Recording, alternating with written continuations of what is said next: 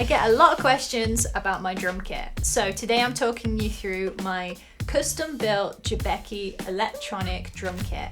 I'll talk you through what cymbals I use as well, the module that I'm using, and actually why this is a really great solution for lots of different scenarios.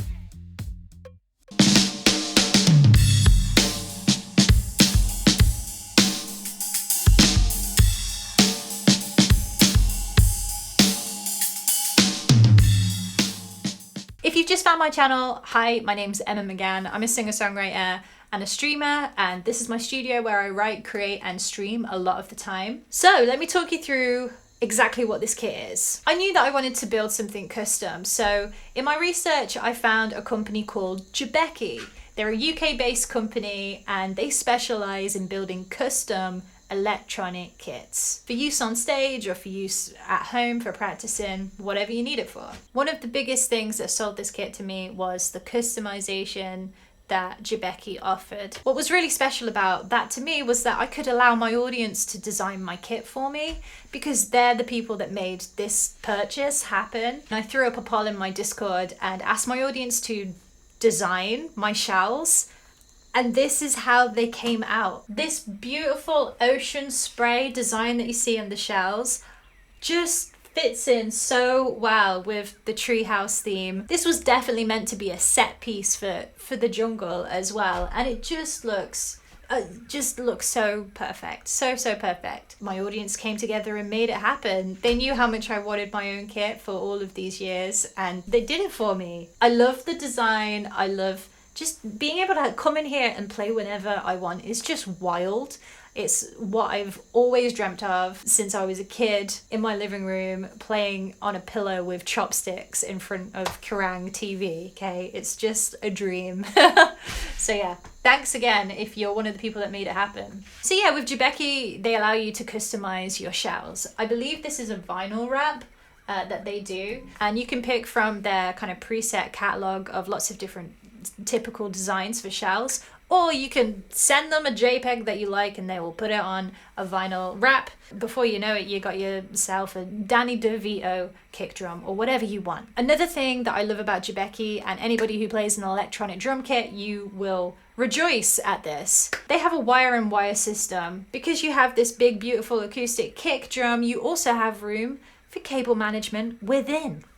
Wonderful. As far as I can recall, the Roland TD9, it kind of came with its own kind of snake that was tied together with all of the jacks that you needed to input into your shells. That was a really great solution. However, I like this better because I can just hide a lot of that inside of the kick drum, and it actually comes like that with the wire-in-wire system that they do. So actually your jacks for your toms, you just plug them into the side of your kick drum and out they pop out here. You don't have to see any of that cable. Somehow along the way I've managed to add more cables into the mix, so I guess that's inevitable. But for the shells, it's nice and easy, especially if you're looking at taking this out to shows. It's a really sleek design kind of add-on that I really love that Jobecky offered. So let's talk about the triggering system that Jobecky use and what it's like. The triggers themselves feel really responsive. They have a dual zone across the toms as well, so you can hit your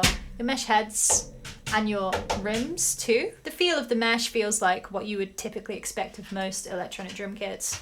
There's a little bounce. The velocities feel authentic to what you'd expect, and I've had zero issues with any of the triggers so far. If you have played a lot of electronic drum kits, you kind of, or probably already know the kind of feedback you get from the mesh heads. These are 2-ply mesh heads that come with the pack that I've went for. I actually went for Jobecky's Compact Pro Shell Pack. So I just bought the snare, the toms, the floor tom, the kick drum too. I didn't actually go spring for their cymbals because I had these cymbals already. I'll tell you about these in just a second. But for these 2-ply mesh heads,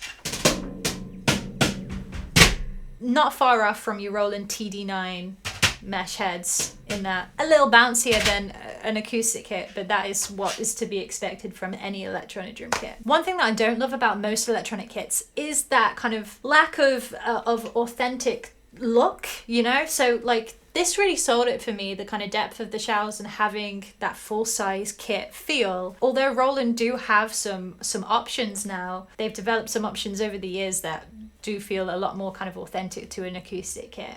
The Roland TD9 was a little shallower, maybe smaller kind of pads. It's a more authentic feel. Yeah, I'm a big fan of these mesh heads. The triggers work beautifully.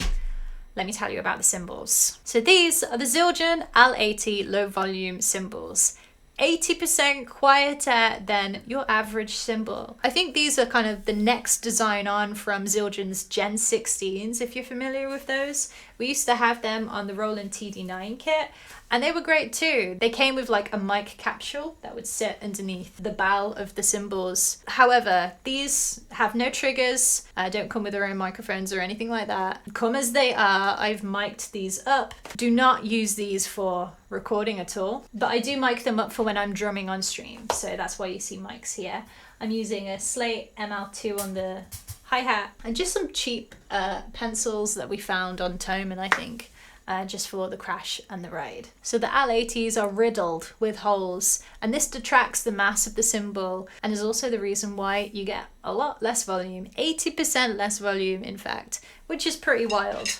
I could have a full-blown conversation with you if I hit these cymbals. They are not very loud at all. You've got control there with these if that's the scenario you're in. You do lose the tail end. The resonance isn't going to be there as it is with your typical cymbals. The way I'm kind of compensating for it is just in post with some EQs after the fact, but purely just for the purpose of streaming. So yeah, there's never going to be an instance where I use these for recording. But yeah, for my use case, they work beautifully. These snares and toms come with these rubber rims as well that you can either keep on or take off. I've kept mine on. I have a Roland SPD over to my right usually when I'm streaming, purely just for cowbell, really. And also some samples from some original songs of mine as well. So let's talk about the module that I'm using. I'm using the 2-box, the DrumIt 3, and this has everything I could possibly need, especially if I wanted to add to my kit in the future. And actually the kits that come baked in with this thing are great. I've been using Randy Black's kit for a while now. I'm going to play through some of the kits that the 2-box has so you can hear.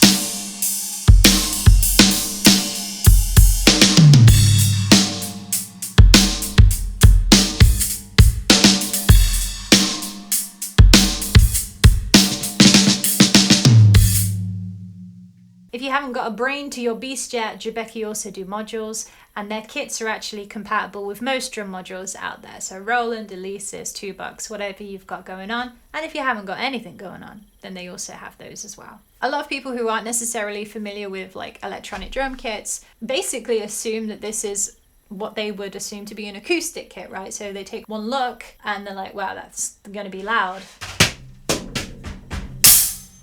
And then they're like, is that broken? So yeah, you have a lot of fun explaining stuff on stream to people. Also found that if you play electric kits on stage, you get a lot of from people for not playing acoustic kits. But hey, each to their own. You do you, baby. Don't listen to those haters. Those E-kit haters. Drums are not my first instrument at all. I am much more comfortable behind a guitar and as a vocalist.